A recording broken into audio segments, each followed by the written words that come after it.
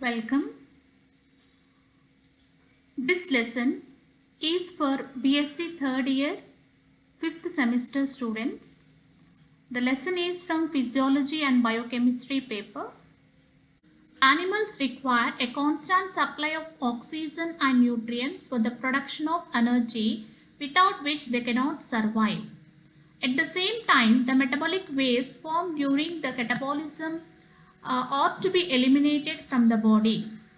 In unicellular organisms like amoeba, it takes nutrients and oxygen from its surroundings, and at the same time it eliminates the body waste into the surroundings. In sponges and coelentrates, the nutrients and oxygen are transported to the water in which the canal system and gastrovascular system helps. In multicellular organisms with elaborate organ systems, oxygen and nutrients have to travel larger distances before they are exchanged at cellular level. So for this, they need a transportation system and some body fluids. So this needs the circulatory system and also the circulatory fluids. Circulatory system has three important components. One is a circulatory fluid called blood, and a pumping organ called heart, and blood vessels called as arteries and veins. Higher animals have two types of body fluids. One is blood. Blood is a common transportation fluid. It helps in the transportation of nutrients and oxygen and flows in blood vascular system. Lymph is another fluid which is distributed in spaces around the tissues and cells in the form of interstitial fluid. It facilitates the exchange of materials and gases between blood and cells. It flows in the lymphatic system. Based on their complexity, circulatory systems are of two types: open circulation and closed circulation. Blood flows partially in blood vessels in the open circulation system and partially in the body cavities. That is, the blood will not always remain in blood vessels. It flows partially in blood vessels and partially in the body cavities. Blood is pumped by heart, and that blood passes through large blood vessels and finally released into large open spaces, and these spaces are called as sinuses. These sinuses are present around the organs. The sinuses are present around organs and they are named accordingly. The sinuses around viscera is called perivisceral cavity, and the sinus around nervous system is called perineural cavity, and the sinus around the heart is called pericardial cavity, and the sinus around kidneys is called as perirenal cavity. The body cavities are filled with a fluid called hemolymph, and these spaces are collectively called as hemocoel. The exchange of materials and gases takes place between hemolymph in sinuses and body cells. The hemolymph flows back to heart through pores called ostia. Arthropods and most molluscs and except cephalopods show the open type of circulation. In open type of circulation, blood flows at low speed and low pressure.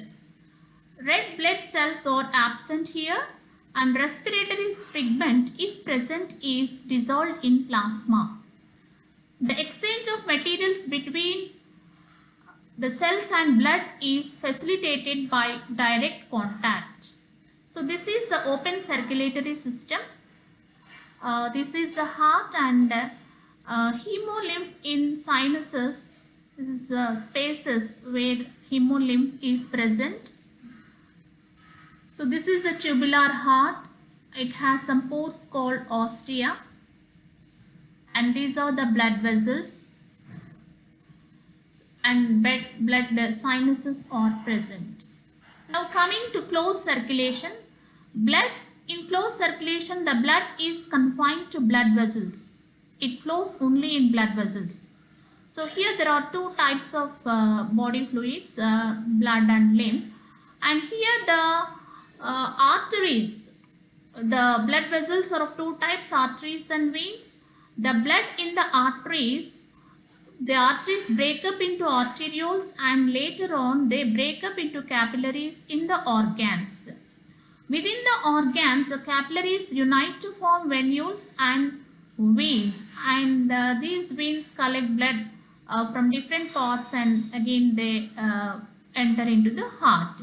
So this type of closed circulation is seen in Annelida, Cephalopoda and Vertebrata. So here we can see this is a closed circulation and this is heart and blood flows.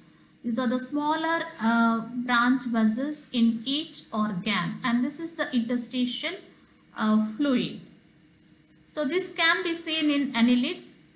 In annelids there are blood vessels like dorsal blood vessel, ventral blood vessels, and small blood vessels are there.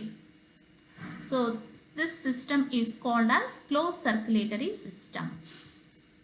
So the speed of blood flow and blood pressure is more in a closed circulatory system, and the exchange of gases and materials is mediated by interstitial fluid here, and the red blood cells are present and respiratory pigment like hemoglobin is seen in this system.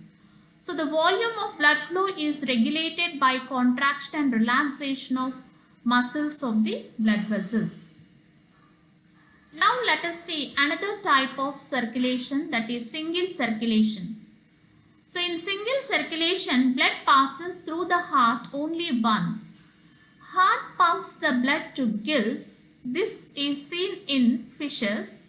So heart pumps blood to the gills where the blood absorbs oxygen and releases carbon dioxide.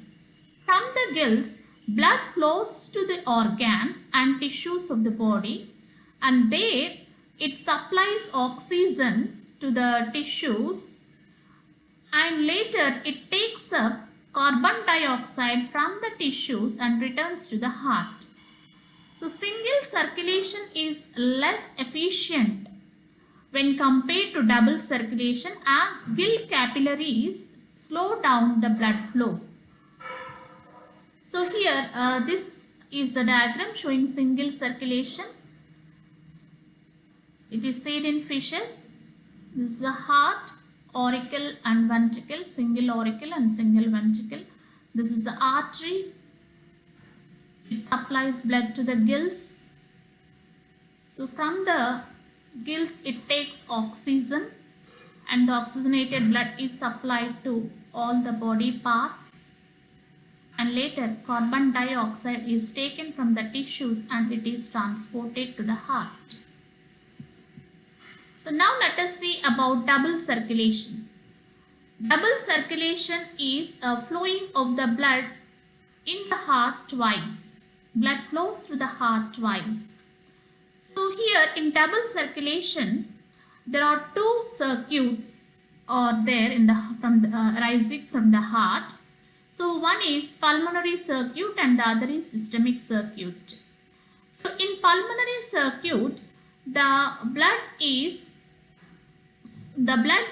flows, it is carried to lungs, that is the deoxygenated blood is carried to lungs with the help of pulmonary arteries, and there the blood is purified with the help of the lungs, and oxygenated blood is carried from the lungs to the heart, that is the pulmonary circuit.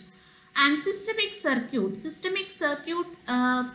is the blood is collected from different parts of the heart, and blood is supplied to the purified blood is supplied to different organ systems. So this double circulation is more efficient as the blood flows at higher pressure here, because the walls there are walls in the blood vessels, and blood flows at higher pressure. Double circulation occurs in aves and mammals, whereas in amphibians and reptiles they show incomplete double circulation because mixed blood is present in them. So this is a pulmonary circuit.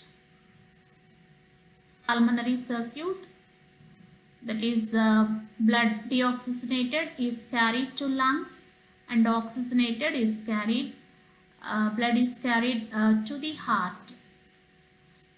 From the systemic circuit, this is the pulmonary circuit, and in systemic circuit,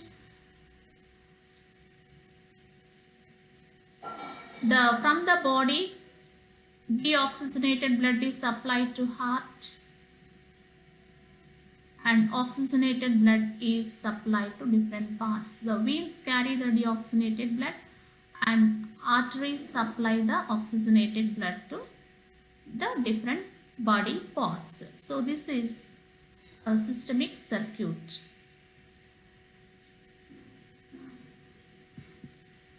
Now let us see structure of mammalian heart. Mammalian heart is a four-chambered. Heart is a chief pumping organ. It is derived from embryonic mesoderm. Heart lies in the thoracic cavity in a space called mediastinum between lungs. Heart is cone shaped. It is broad at the anterior end and pointed towards the posterior end, and the heart is held in position by blood vessels. The heart is protected by a double layered pericardium. The outer layer is called as epicardium and the inner layer is called endocardium. In between these two layers there is pericardial space. This space is filled with pericardial fluid. This fluid prevents the heart from shock sign injuries. So this is the external structure of the heart. The upper two chambers, they are called as atria, auricles, and the lower chambers are called as, this is the right atrium and this is the left atrium, auricle, and these are the ventricles. So externally the heart is, auricles are divided or demarcated from the ventricles by a transverse groove called coronary sulcus. So this is a coronary sulcus. Auricles are small and thin walled chambers. Auricles are thin walled chambers and they are separated by interauricular septum. These are called as collecting chambers. The right auricle receives deoxygenated blood from different parts of the body through two precaval veins and one postcaval vein. The precaval veins are also called as inferior vena cavae and postcaval vein is called superior vena cava. So left auricle receives oxygenated blood from pulmonary veins. There is no valve at the opening of these veins. And coming to ventricles, ventricles are thick and they are larger than auricles. The right and left ventricles are separated by interventricular septum. The auricle and ventricle of the same side are separated by a thick fibrous layer called auriculoventricular septa. The opening between the right auricle and ventricle is called auriculoventricular opening, and this is guarded by a tricuspid wall which has 3 flaps. The left auricle and left ventricle, the left auricle opens into the left ventricle through left auriculoventricular aperture, and this opening is guarded by a bicuspid wall or mitral wall. So the opening and closing of these walls is controlled by a muscular strand of fibers called chordae tendineae. So these chordae tendineae, they extend from the papillary muscles which are present in the inner wall of ventricles. see about aortic arches. There are two aortic arches. One is pulmonary arch. Pulmonary arch arises from the right ventricle and it splits into right and left branches and carries deoxygenated blood to lungs. Its opening is guarded by semilunar wall, and this semilunar wall is called pulmonary semilunar valve. Next, systemic aorta arises from the left ventricle and supplies oxygenated blood to different parts of the body. Its opening is guarded by aortic semilunar valve. So this is the internal structure of the heart. These are the arteries, and here we can see the two arteries are separated by interauricular septum or interatrial septum. This is the right atrium and this is the left atrium. They are separated by interatrial septum, and this is the right ventricle and this is the left ventricle, and here we can see the interventricular septum. So in this structure we can also see the pericardium pericardial layers. This is epicardium, endocardium and myocardium, and these are the papillary muscles. Here we can see the bicuspid wall, and this is the tricuspid wall, and this here we can see the trabeculae carneae,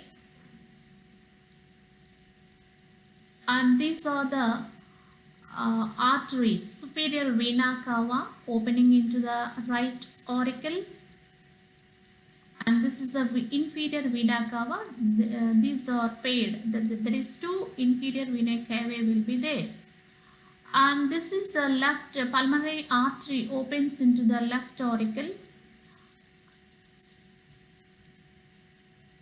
And here we can see a wall. The opening, there is a wall, pulmonary wall. And this is a bicuspid wall and this is a tricuspid wall. And now let us see how circulation occurs. In mammals, both oxygenated and deoxygenated blood, they are completely separated. Right side of the heart contains deoxygenated blood and left side contains oxygenated blood. The arteries supplying the myocardium, they are called as coronary arteries, and the blood is collected by coronary veins. So here we can see the mechanism of circulation, that is the blood is collected from different parts of the body through two precaval veins and one postcaval vein. This is a postcaval vein, inferior vena cava from trunk region and legs, and superior vena cava there is a precaval veins. They collect blood from head and arms, and they pump the blood to they enter into the right auricle. So here the blood flows from right auricle into the right ventricle to the tricuspid wall. Here there is an opening, right auriculoventricular aperture, which is guarded by tricuspid wall. So it will open and blood flows into the right ventricle. And from right ventricle, pulmonary artery arises. So this pulmonary artery carries from the deoxygenated blood from the right ventricle, and this will take a U-shaped turn and it enters into the lungs. And pulmonary veins, they bring pure blood, that is the oxygenated blood from the lungs, and open into the left auricle. So this red color shows the oxygenated blood, and this blood from the pulmonary that is from the left atrium, it flows into the left ventricle to the left auriculoventricular aperture. So this is guarded by the mitral wall, and from the ventricle, left ventricle, the blood flows into the systemic aorta, which arises from the left ventricle, and from this systemic aorta different arteries are developed. It branches into different arteries, and blood is supplied to, oxygenated blood is supplied to various parts of the body. This slide shows here we can see circulation of blood. The pre-caval vein and the post-caval vein, they carry deoxygenated blood from different parts of the body and open into the right auricle. And from the right auricle, the blood flows into the left auricle, right ventricle. And from the right ventricle, the blood is carried through pulmonary artery to the lungs. Here the oxygenation takes place in the lungs, and the oxygenated blood is carried by the pulmonary vein, and this pulmonary vein opens into the left auricle. The oxygenated blood from left auricle flows into the left ventricle, and from the left ventricle the blood flows into the systemic aorta, which will move upward, and it breaks into two branches and supplies blood to the anterior end of the body and also the posterior end of the body, and it moves down as dorsal aorta and supplies to different parts of the body. So here the blood is completely separated. The left side will have the deoxygenated blood and the right side will consist of oxygenated blood. So now let us see how the heart functions. Heartbeat. What is a heartbeat? Heartbeat includes one systole and diastole. So the contraction of the chambers is called as systole, and the relaxation of the chambers is called diastole. So contraction of either auricles or ventricles is called systole, and the relaxation is called as diastole.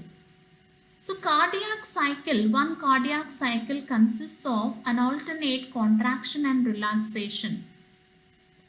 The volume of blood pumped per minute is called as cardiac output.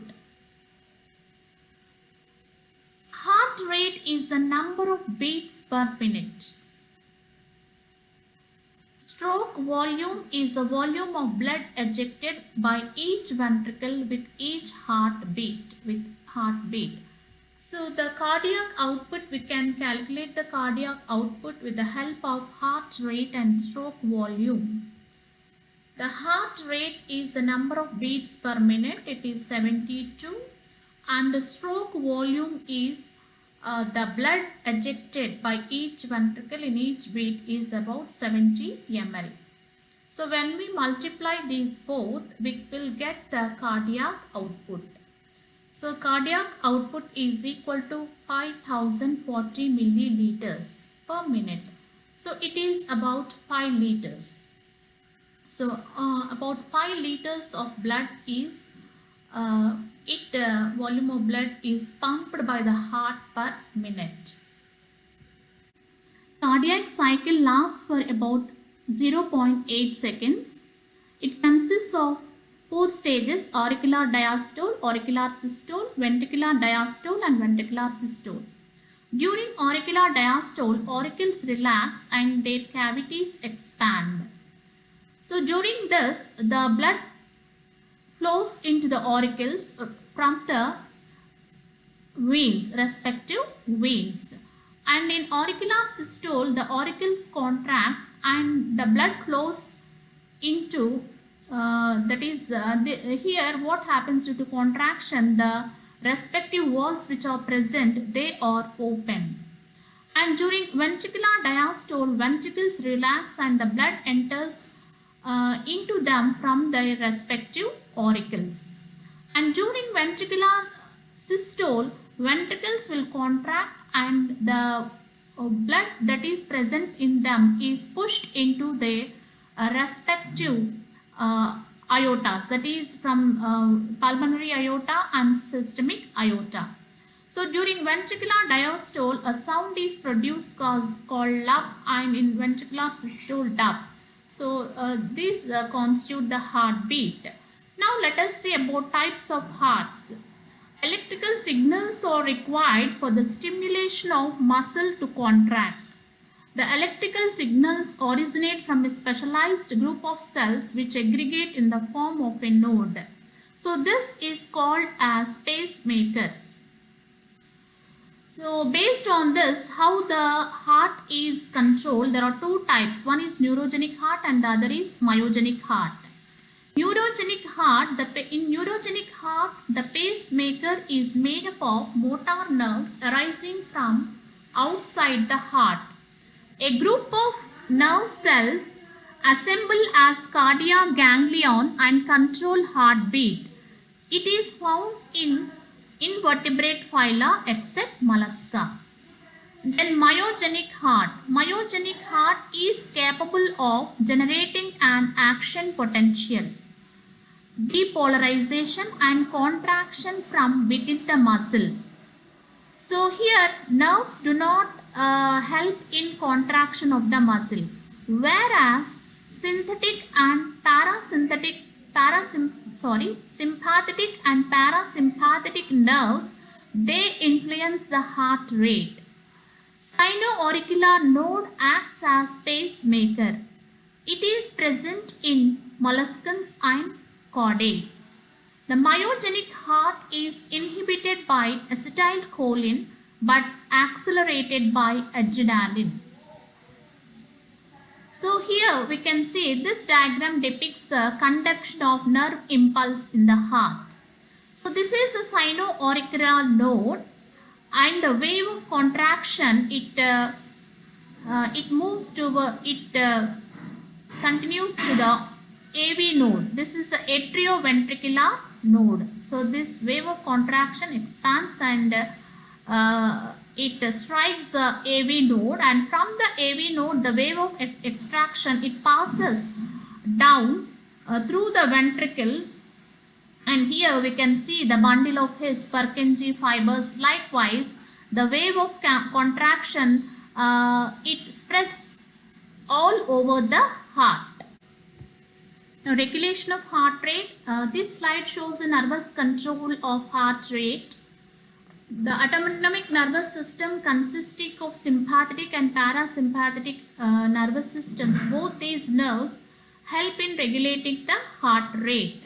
Sympathetic nervous system increases the heart rate, whereas parasympathetic nervous system it reduces the heart rate. So this is a medulla oblongata consisting of cardio acceleratory center as well as a cardio inhibitory center. Inhibitory center is connected with the parasympathetic nerves, and acceleratory center is connected with the sympathetic nerves. Now let us see about hormonal control of heart rate.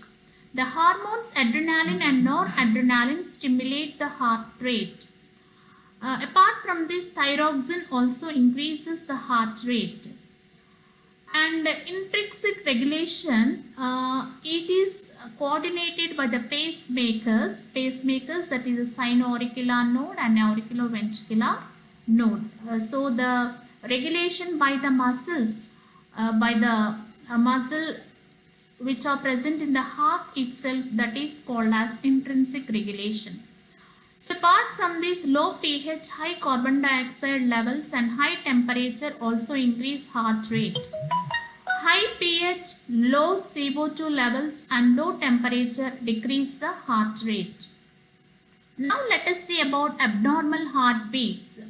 Abnormal heartbeats are also called arrhythmia or dysrhythmia. There are two types of abnormal heartbeats, tachycardia and bradycardia. In tachycardia, heart rate exceeds to the normal resting rate. So there will be 100 beats per minute in adult, and this tachycardia is again divided into ventricular tachycardia and supraventricular tachycardia. It is also called as paroxysmal supraventricular tachycardia. In ventricular tachycardia, sino-auricular node cannot control the heartbeat. So here the symptoms include chest pain, heart palpitations, breathlessness, dizziness and anxiety. In supraventricular tachycardia, faster rhythms occur, that is about 150 to 250 beats per minute. So here the abnormal rhythms in PSVT, they are caused by short circuits in the heart's electrical system. Now let us see about bradycardia. In bradycardia, heart rate decreases below 60 beats per minute. It occurs due to the failure of sinoatrial node. It is also caused by heart block which is caused by malfunction of heart's electrical pathways. Hypoactivity of the thyroid gland also causes bradycardia. It affects elderly people but may also affect very young people. Dizziness, fainting, extreme tiredness and shortness of breath are the symptoms here. So implantation of pacemaker is a cure for the bradycardia. This is the slide showing the normal rhythm, and this is bradycardia where slow heartbeat occurs, and this is the tachycardia where the heartbeat rate is very high.